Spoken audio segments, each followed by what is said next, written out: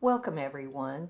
My name's Terry Barnes and this is Math for Business and Social Sciences. It's 1325 and this is for the second 8 weeks. So that's a pretty quick journey, but we will get through it just fine. You just got to stay busy and you'll be good. So I want to take just a short video to show you where everything is and how it's set up. If you've had me for another course, it's going to look very familiar. If not, then just pay attention and you'll be good. So the first thing in the announcement, it says to set up your My Math Lab material, just click on the homework and test button. So if you just click here, it should take you right in. And then if you want to look at your grades, you can look at them here. I also will have it synced to the Brightspace gradebook, but I would just count on this one most of the time. So there's that. And then over here in the content browser is everything that you'll be needing. So there's an instructor plan, and we're not going to go through all of that. I do recommend that you read it, but we're just going to look at a couple of things. Here's my contact information, my office number, phone number, and my office location. Office hours, I will post another sheet that has all my office hours. Certainly as an online student, if you need to get a hold of me, we can set up something, but I will be posting a separate sheet with that. This is inclusive access, so when you paid for the course, you didn't have to purchase a book, and it's an online e-text that I have a link to if you need it. I think I've pulled out everything that I need and want you to have, so you should be okay there. You do need a graphing calculator.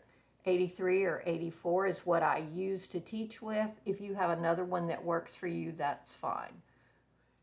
Let's go through here. Course attendance and participation. This is from the campus. By the 60% point of the course, a student's absent for 25% or more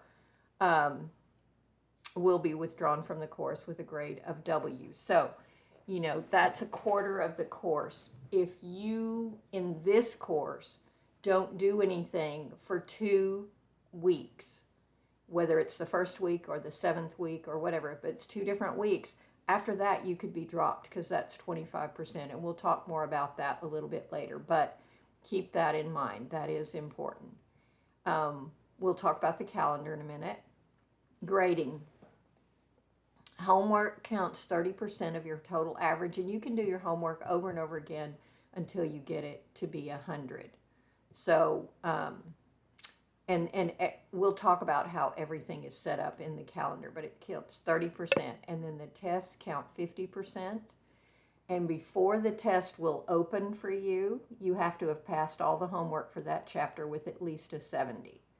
And if you don't, then you can't open the test and you can't take the test, which ends up being a 0 on a test. So you don't want that. But those tests count 50%. Final exam counts 20% of your final average. You can take each chapter test twice, but you can only take the final exam 1 time.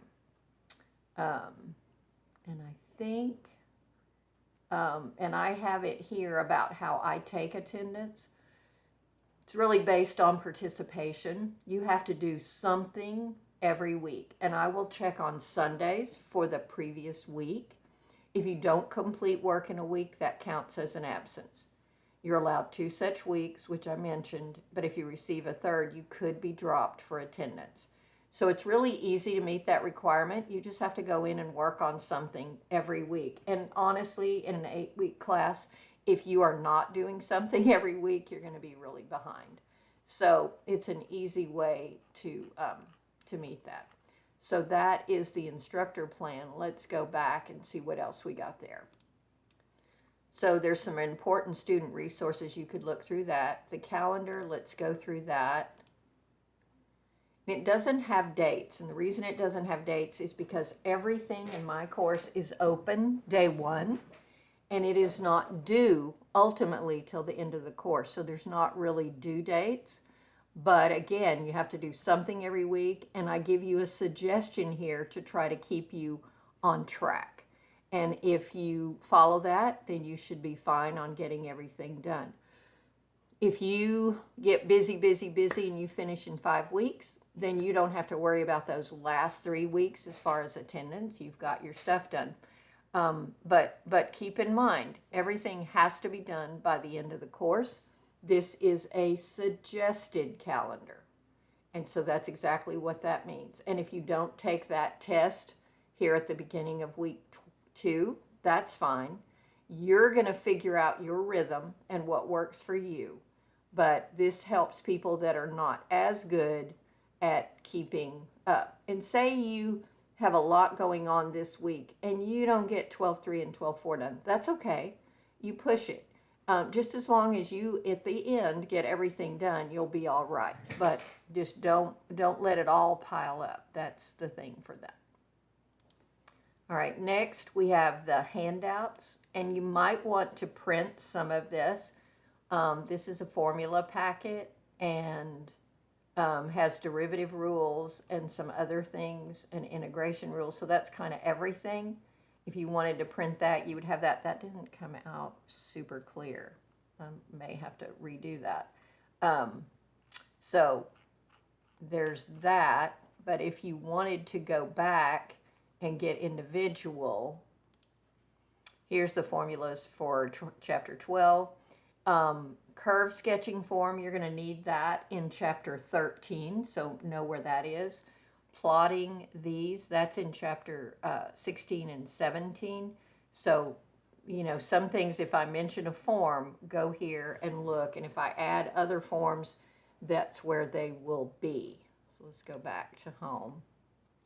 All right, here is the big stuff. So this is problem sets, lecture notes, and videos. And if I click on that, if I go to problem sets, I've got a set for each chapter that we cover. And let's look at chapter 12. So here's 12.1. And these are the problems that I would use to teach in class to get you ready for your homework. And so you might want to print that and just begin to work on that to get ready for your homework. And then we can also go back and say you've got that problem set printed, and you can go to lecture notes, go to chapter 12, go to 12.1, and you will see what you would get in class if I were putting notes on the screen. And eventually you'll get down here to the same problems that are on that problem set that you printed. And I'm working through each of those. And it may look crazy right now if you've never experienced anything with calculus, but by the time you have watched the video, which we're going to look at next, you should be kind of ready to tackle this practice work and then go to the homework. Let's go back. So the last tab here is video playlists. And if I go there, this is from my YouTube channel, and if you go to the chapter 12 video playlist, then you're going to see each section and you can watch those videos. This one is the longest getting started, but by the time you get to 12.5, that's like 9 minutes. So my suggestion for you is to get a problem set printed, look through the lecture notes, watch that 12.1 video, make sure you could do those problems, and then you're ready for the homework because they're going to mirror the practice. And you'll figure out the best way for you to attack that, but that's what I think is what works best. So and there's one for every section. So that's where the meat of the course for you is. Problem sets, lecture notes, videos. If you needed the book, it's right here. You can click it and go through the book if you needed that. Right here is a final exam review. You don't need that quite yet, but when you get to it, when you get closer, what it is telling you which homework problems to prep. Go back and look at 12.1 and look at these 3 problems. Get ready for the final. 12.2, blah, blah, blah. So you go all the way through and it tells you which ones to focus on to get ready for that final exam. So the only other thing that I would show you is maybe let's look at a homework section in case you haven't done My Math Lab before. So when you click on that, as you can see, every one of these is due April 30th at 11:59 p.m. There's really not a lot of wiggle room there. You've got to have that done because I have to have grades submitted the next morning. So, you know, don't get yourself in a bind. On the test, here's your first test. The little flag here says you've got to make a 70 on all of those or it won't open. And then it tells you that you've got 2 hours on the test and that you've got 2 tries. Down here on chapter 13, it's a little bit more involved. You've got 2.5 hours, and then you also have 2.5 on the final, and you have 1 try there. So let's look at 12.1. So these should look like the questions that you go over in your lecture notes. Let's look at question 1.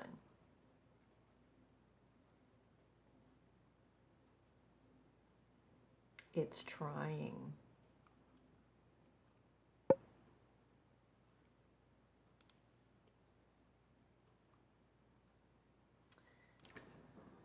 Okay, I've been having trouble with my Chrome, and I actually opened up Firefox to get this to show you. I'm having to work on that.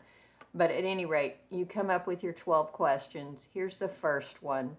If you click inside the box, you'll notice down here at the bottom, there's a lot of icons. You might need an ordered pair, you might need a fraction, or a square root, or any other root. And if you hit more, you get all of these other icons that you might need at some point.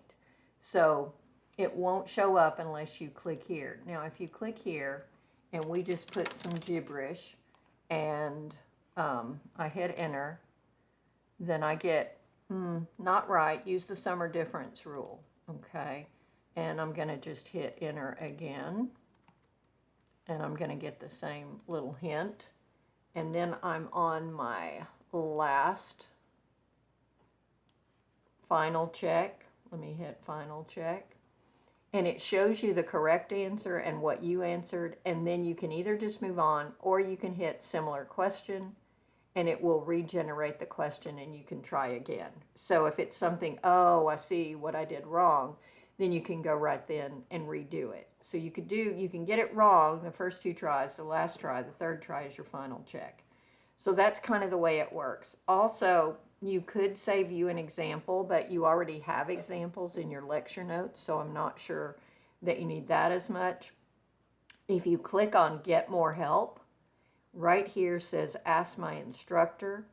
And so if you are struggling on a question, I really would like you to send that to me that way. It's going to send me your exact question, and you don't have to say, this is my question and try to type it or whatever. It'll send it directly to me.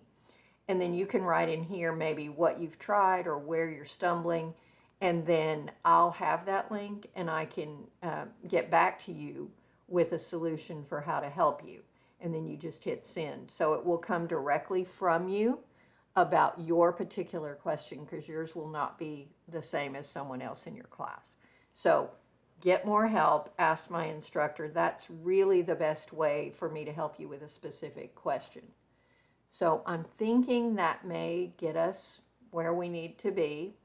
Let me get back to the other one. Okay, so we are here and we have gotten in. All your announcements will show up here. Definitely you'll see them on either Saturday or Sunday for the upcoming week. I will do my attendance test on Sunday for the previous week. So be sure you get in right away and try to submit something pretty quick. There'll be an announcement about that in the next day or so. So just be ready to look at your announcements here and try to stay up. And I will be here for you, and I look forward to working with you.